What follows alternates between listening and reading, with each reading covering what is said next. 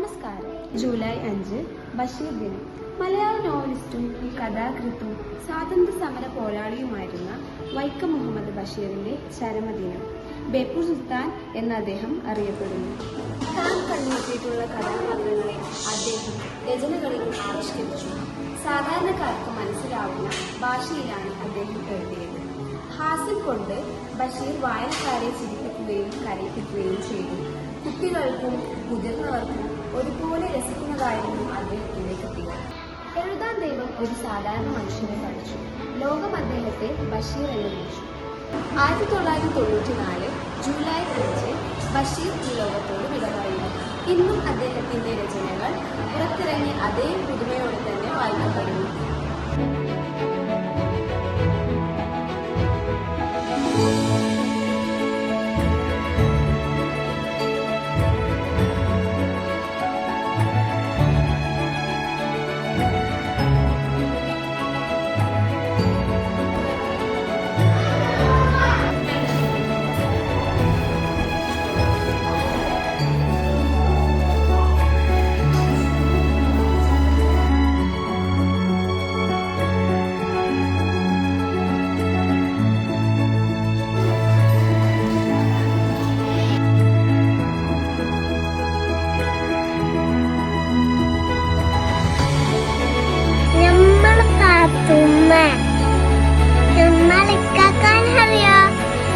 ബഷീർ നമ്മളൊക്കെ കൊറേ എഴുതിക്കണേ, നമ്മളെ പച്ച എഴുതിക്കണേ.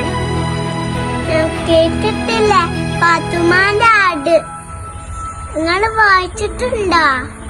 പാത്തുമ്മ